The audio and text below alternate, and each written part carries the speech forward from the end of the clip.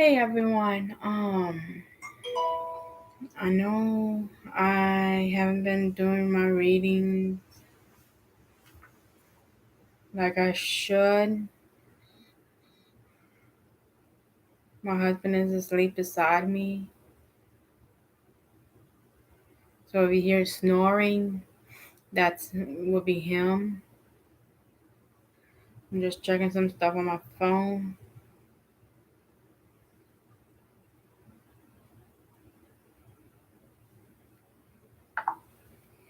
Okay. I am going to be picking up in this book of where I left off, Interview with a Vampire, with the Vampire by Anne Rice. Then I'll be reading Long Live the Pumpkin Queen. Almost There. What if Tiana made a deal with that changed everything?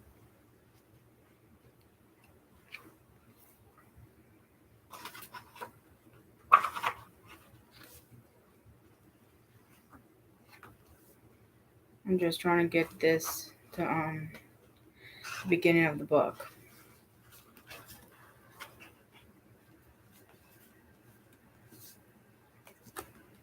In The Legend of Shadow High.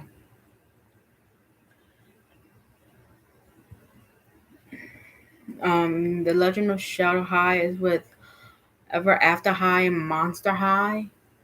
Ever After High meets Monster High. I haven't read this book yet, um, but I am going to.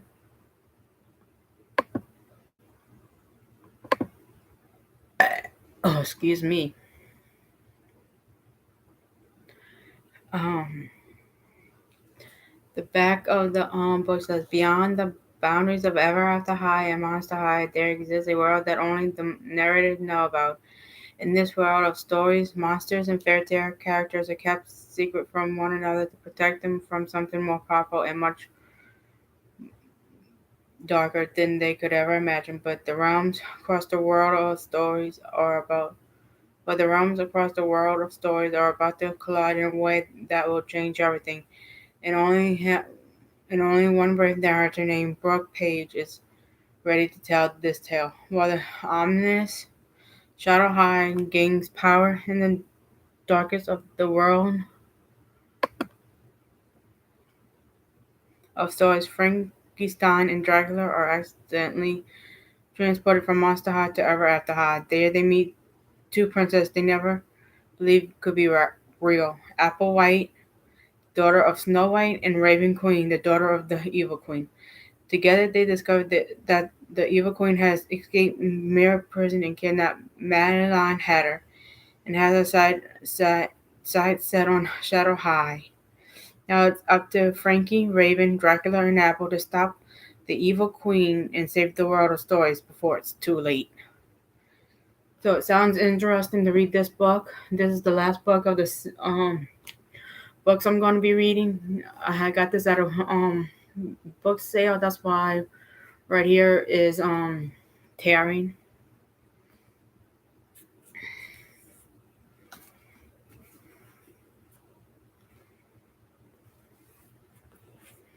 Okay. Interview with the Vampire by Anne Rice.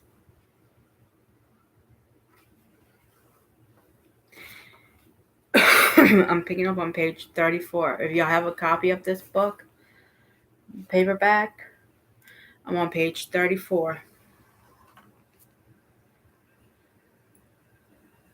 I like my little bookmark. It says continue tomorrow with a little um, book on the end of it.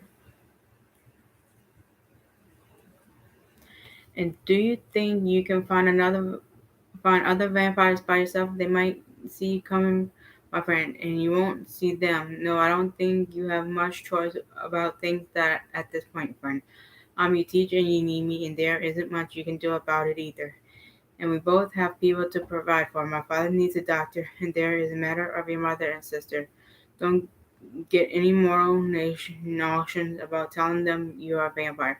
Just provide for them and for my father, which means that tomorrow night you had better kill fast and then attend to business of your plantation. Now to bed. We both sleep in the same room. It makes four less for us. No, you secured the bedroom for yourself, I said. I've no intention of staying in the same room with you. He became furious. Don't do anything stupid, Louis. I warn you. There's nothing you can do to defend yourself once the sun rises. Nothing. Separate rooms means separate security. Double precautions and double changes of notice. He then said a score of things to frighten me into complying, but he might as well have been talking to the walls. I watched him intentionally, but I didn't listen to him. He appeared frail and stupid to me, a man made of dried twigs with a thin, crapping voice. I sleep alone, I said, and gently put my hand around the candle flame one by one. It's almost morning, he insisted. So lock yourself in, I said, embracing my coffin, hoisting it and carrying it down the barrack brick stairs. I could hear the lock snapping on the French doors above. The swoosh of the drapes. The sky was pale but still sparkled with stars, and another light rain blew from now on the breeze from the river, speculating the flagstones. I opened the door to my brother's oratory, shoving back the roses and thorns which had almost sealed it, and set the coffin on the stone floor before the prie-dieu.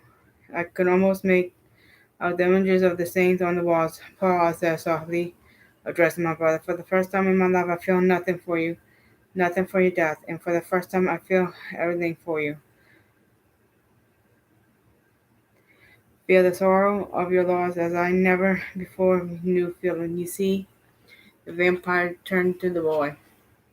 For the first time now I was fully and completely a vampire. I shut the wooden blinds flat upon the small barred windows and bolted the door. Then I climbed into the satin-lined coffin, barely able to see the gleam of the cloth in the darkness, and locked myself in. This is how I became a vampire.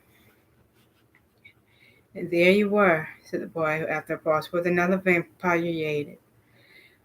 But I had to stay with him, answered the vampire. As I told you, he had me at a great disadvantage. He hinted there was much I didn't know, and I must know that he alone could tell me. But in fact, the main part of what he did teach me was particular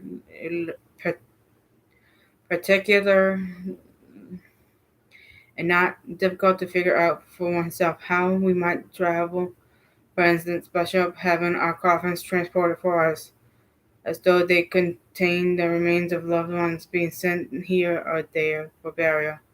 How no one would dare to open a coffin, and we might raise from it at night to clean the ship of rats, things of this nature. And then there were the ship's businessmen he knew admitted as well after hours to fit us in the finest Paris fashions, and those agents willing to transact financial matters in restaurants and cabinets. In all in all of these mundane matters, Lestat was an incorrect teacher. What manner of man he'd been in life I couldn't tell and didn't care. But he was full of all appearances of the same class now as myself, which meant little to me except that it made our lives run a little more smoothly than they might have otherwise. He had impeccable taste, though my library to him was a pile of dust, and he seemed more than once to be infatuated by the sight of my reading a book or writing some observations in a journal. That's moral nonsense, he would say to me, while at the same time spinning so much of my money to splendidly furnish Point du Lac that even I, who cared nothing for the money, was forced to wince. And in entertaining visitors at Point du Lac, those helpless travelers who came up the river by horseback or carriage, begging accommodations for the night, sporting letters of introduction from the planners, or officials in New Orleans. To those he was gentle and polite, that it made things far easier for me, who found myself hopeless like to him, and ajar over and over by his vexatiousness. But he didn't harm these men, asked the boy. Oh yes, often he did, but I'll tell you a little secret, if I may, which applies not only to vampires but to generals, soldiers, and kings. Most of us would much rather see somebody die than be the subject of rudeness under our roofs. Strange, yes, but very true, I assure you. That Lestat haunted mortals every night I knew, but he had been savage and ugly to my family, my guests, and my slaves. I couldn't have endured it. He was not. He seemed particularly to delight in the visitors, but he said we must spare no expense where our families were concerned, and he seemed to me to push luxury upon his father to an almost luxurious point. The old blind man must be told constantly how fine and expensive were his bed, jackets, and robes, and what imported drapers had just been fixed to his bed, and what French and Spanish wines we had in the cellar, and how much the plantation yielded even in bad years, when the cost of abandoning the indigo production altogether and going into sugar. But then at other times he would bully the old man, as I mentioned. He would erupt into such rage that the old man was whimpered like a child. Don't I dare take care of you? And Bernard's slender that was shot at him. Don't I provide for your every want? Don't stop whining to me about going to church or old friends. Such nonsense. Your old friends are dead. Why don't you die and leave me and my bankroll in peace? The old man would cry softly as these things meant so little to him in old age. He would have been content on his little farm forever. I wanted often to ask him later, where was this farm? From where did you come? Where did you come? Where did you come to Louisiana? To get some clue to that place.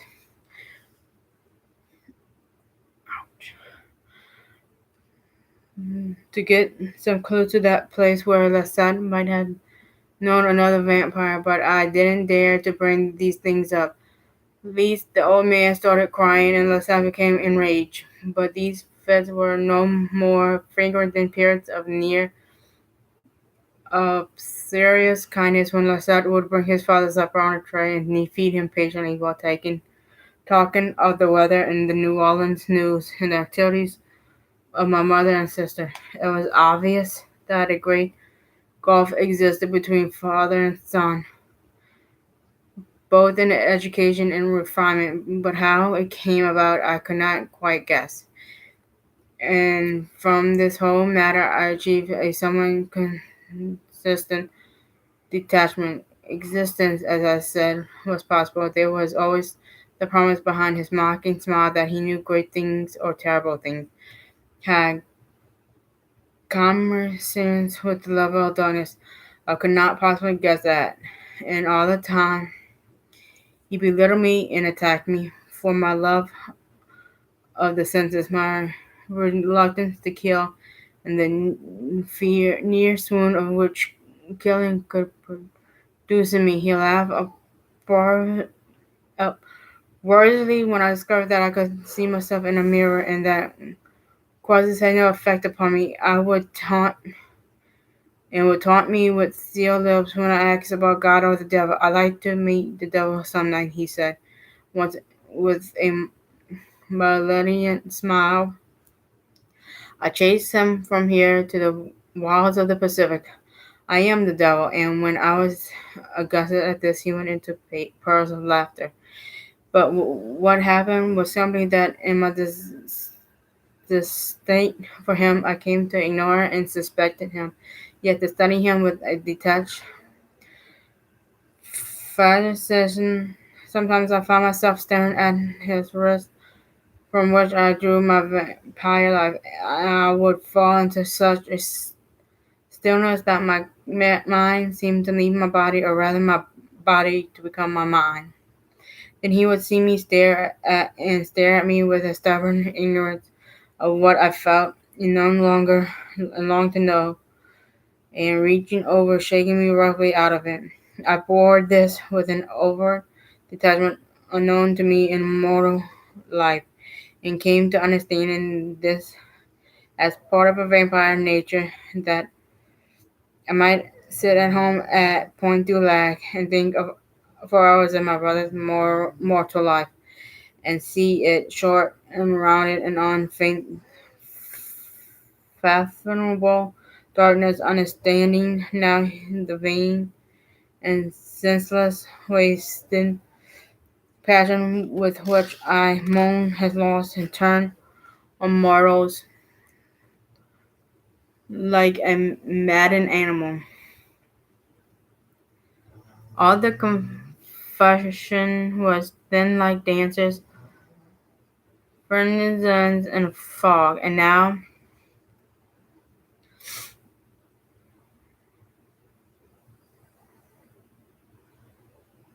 but I did not bore over this. Let me not give you the impression for boarding would have been for me the most terrible waste, but rather I have looked around me all the mortals that I knew, and saw all life was precious, condemning all fruitless growth and passion that would let it slip through the fingers like sand. It was only now as a vampire that I didn't come to know my sister, forbidding her the plantation for the city life which she so needed in order to know her own time of life and her own beauty, and come to marry not for our brother, lost brother, or my going away to become a nursemaid for our mother. And I provided for them all they might need or want, finding even the most travel trivial request worth my immediate attention. My sister laughed at the transformation in me when we would meet at night, and I would take her from our flat out the narrow wooden streets to walk along the tree-lined levee in the moonlight, savoring the orange blossoms and the searing warmth tongue for hours of her most secret thoughts and dreams. Those little fantasies she dared to tell no one, and would even whisper to me when we sat in the dim-lit parlor.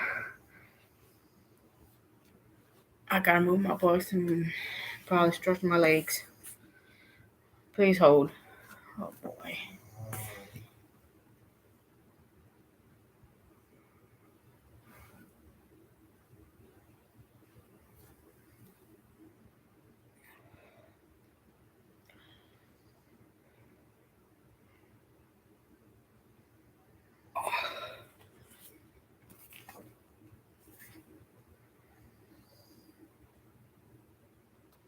Whispered to me when we sat in the dim-lit parlor entirely alone, and I would see her sweet and palpable before me, a shimmering, precious creation, soon to grow old, soon to die, soon to lose these moments that are in their eternal promise to us, wrongly, and immortality, as if it were our very birthright, which we could not come to grasp but the meaning of until this time of middle life, when we look on only as many years ahead of as already laid behind us. Every moment must be first known and then savored. It was detachment that made this possible. It's sublime loneliness with which Lasat and I moved through the world of mortal men, and material troubles passed from us. I should tell you the particular nature of it. Lasat had always known how to steal from victims chosen for some distress and other promising signs of extravagance. But the great problem of shelter and sanctuary had been for him a terrible struggle.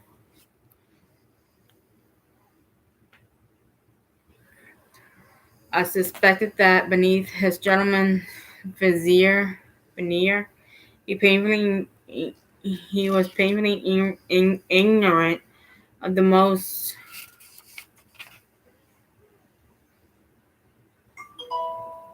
simple financial matters, but I was not, and he could acquire cash at any moment, and I could invest it. If he were not picking the pocket of a dead man in an alley, he was at the greatest gambling tables in the richest saloons of the city, using his vampire keenness to suck gold and dollars and deeds of property from young planters' sons who found him deceivable in his friendship and alluring him in his charm. But this had never given him the life he wanted, and so for that he had ushered me into the mental world that he might acquire an investor and manager for whom the skills of mortal life became most valuable in this life after. But let me describe New Orleans as it was then, as it was to become, so you can understand how simple our lives were. There was no city in America like New Orleans. It was filled not only with the French and Spanish of all classes who have in part formed in part its particular honor or history, but later with immediate immigrants of all kinds, the Irish and the German in particular. Were not only the black slaves yet unhomogenized and fascinated in the difficult tribal grabbing manners, but the great growing class of the free people of color, those marvelous people of our mixed blood that of the Isles who produce a magnificent and unique cast of craftsmen, artists, poets, and renowned feminine beauty. And then there was the Indians who covered the levee on summer days selling herbs and crafted wares and drifting through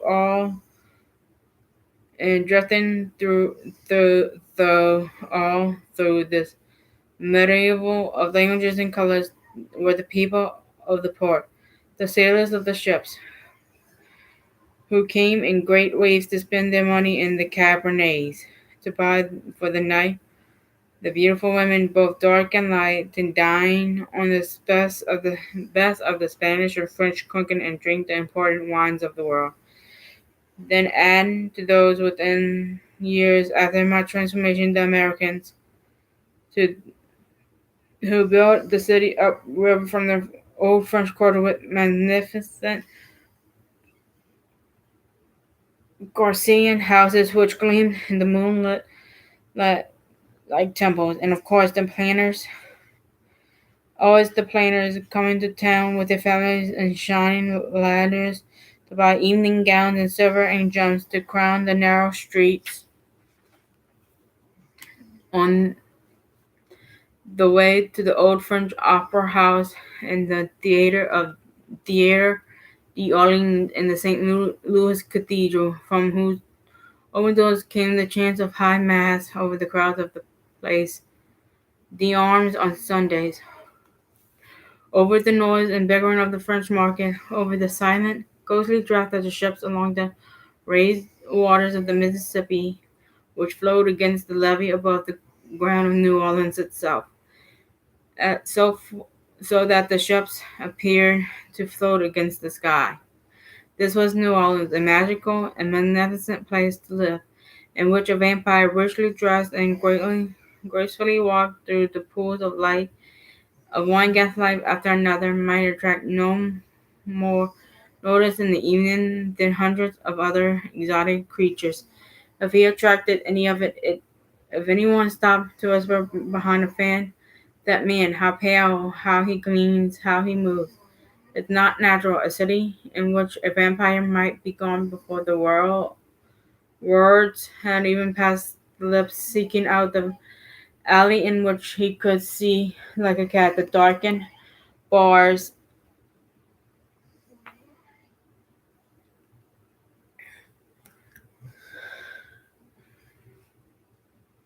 in which sailors slept with their heads on the tables, great high ceiling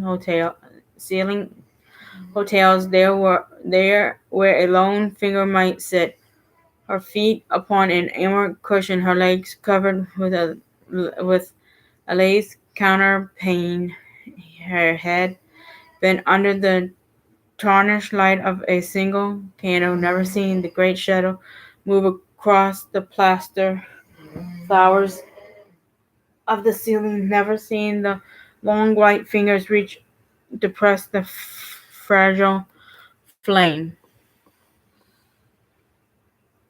Oh, my back.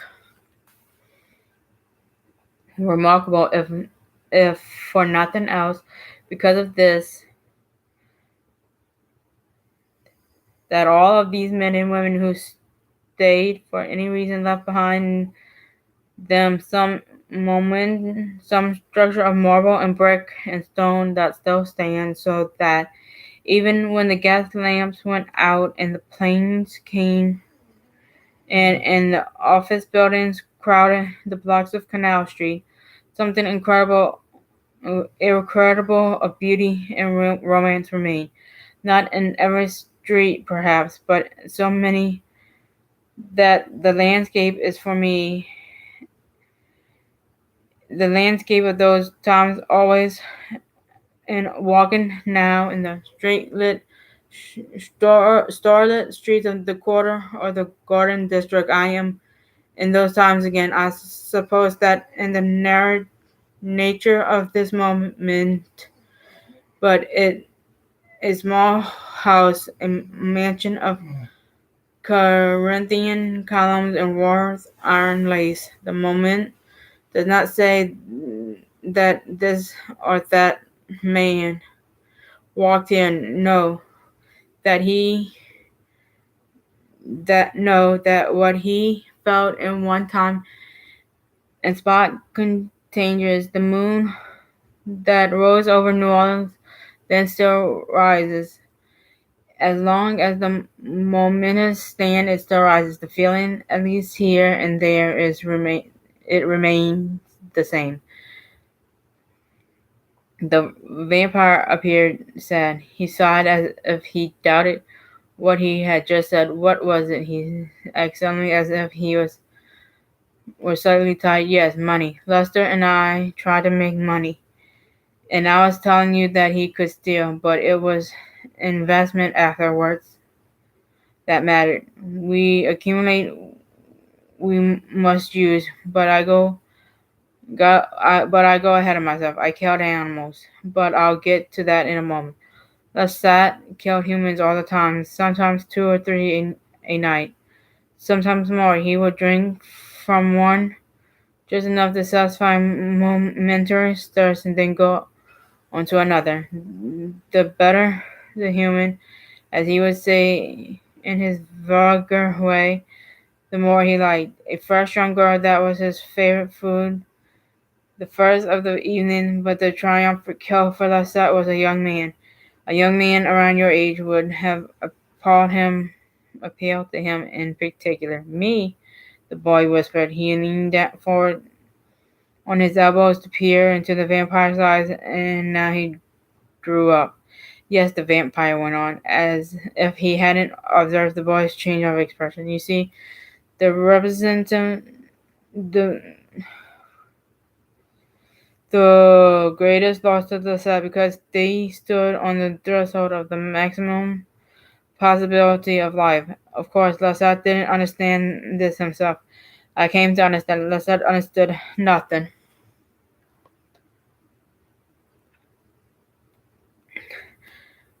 I shall give you a perfect example of what Lasat liked.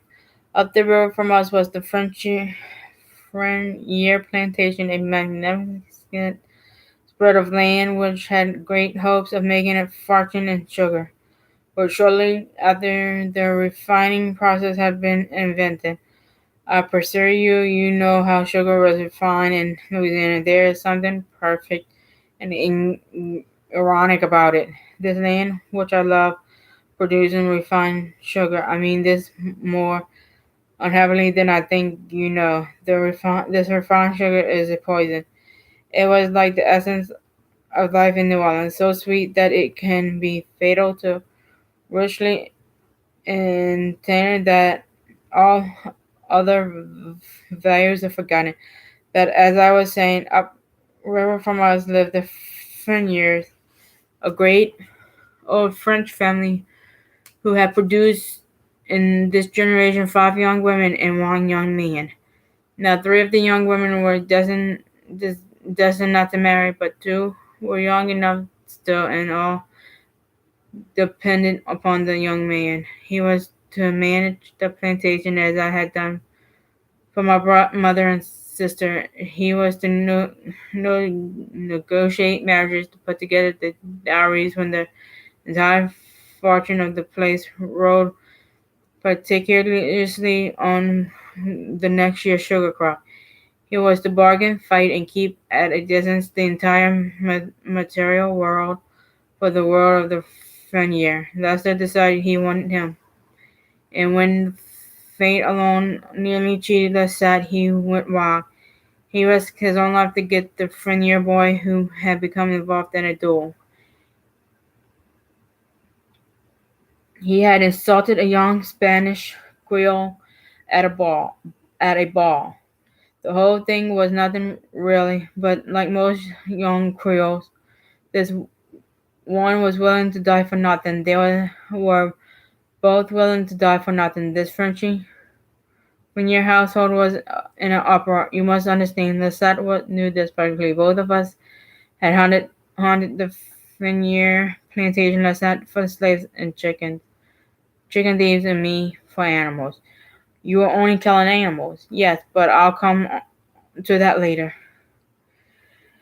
As I said, we both knew the plantation, and I had indulged in one of the greatest pleasures of a vampire, that of watching people unbeknownst to them. I knew the Fenier sisters as I knew the magnificent rose trees around my brother's orrery. Their oratory. There were unique group of women, each in her own way. That way was as smart as the brother, and one of them, I should call her Barbara, was not only smart as her brother, but far wiser. But yet none had been educated to care for the plantation. None understood even the simplest facts about its financial state. All were totally dependent upon young Furnier, and all knew it. And so Laura, with their love for him, their passionate belief that he hung the moon, and that they conjured love they might ever know, would only be a pale reflection of their love for him. Lord, with this was a deception as strong as the will to survive. If Farrer died in the duel, the plantation would collapse. His fragile economic a life of splendor based on the peril margin of the next year's crop was in his hands alone. So you can imagine the panic and misery in the Fenier household that night. Was the son went down to town to fight the appropriate duel, And now Lestat gashing his teeth like a comic opera devil because he was going to kill the young Fenrir. You mean that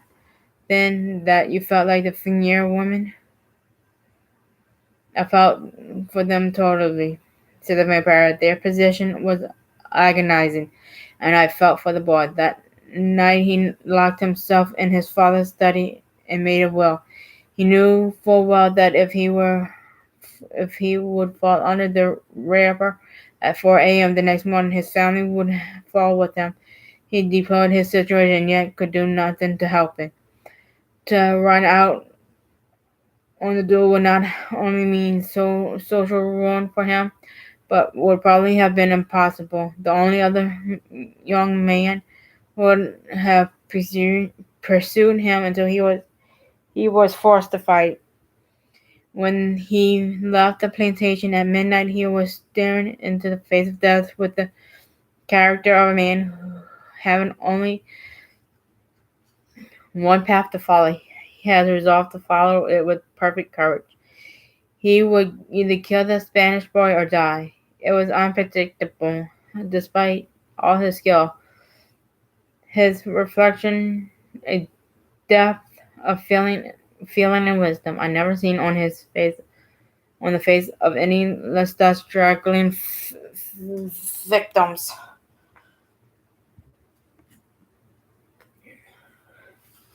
I had my first battle with Lasset then and there. I prevented him from killing the boy for months, and now he meant to kill him before the Spanish boy could. We were on horseback, racing after the young Fenrir towards New Orleans. Lasset bent on overtaking him. I'm bent on overtaking Lasset.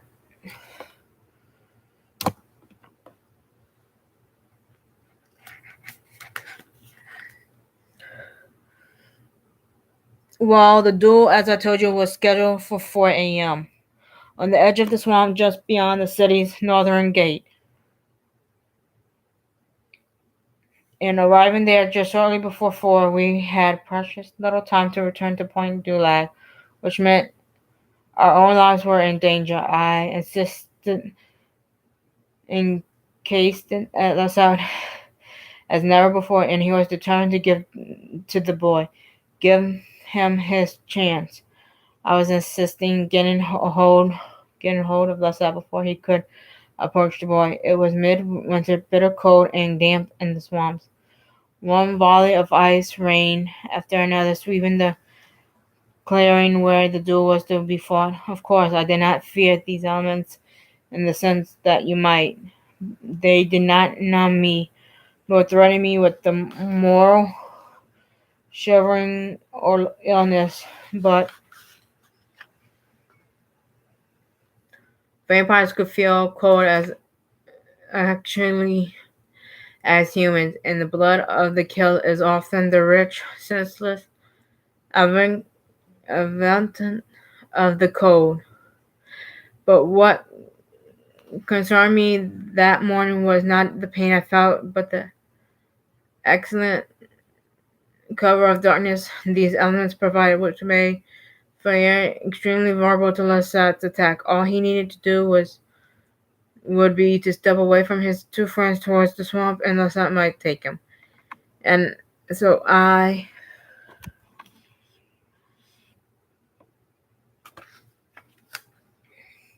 physically grappled with Lasat. I held him. But towards all this, you had detachment, distance. The vampire said, yes, I had it, and with it surprisingly resulted anger. Well, I'm stopping there.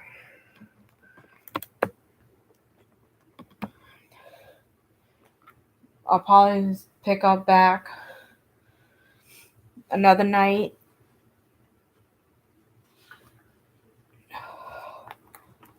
Yes, as you can tell, my baby is still asleep. I love you.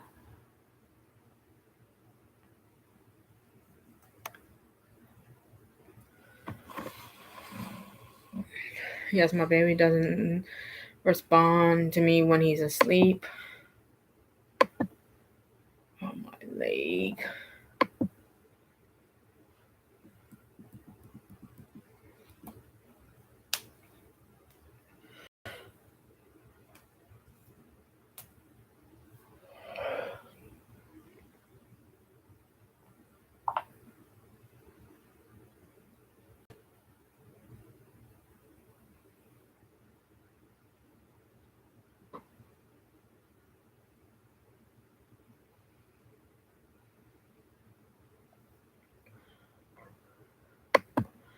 I'm not sure I'll be able to read the other books tonight because I am getting a little tired.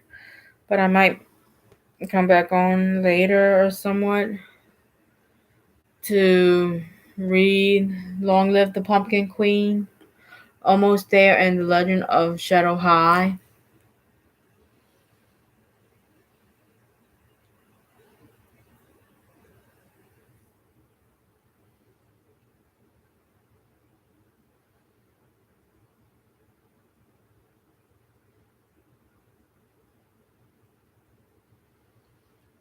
So, bye, love you, and take care.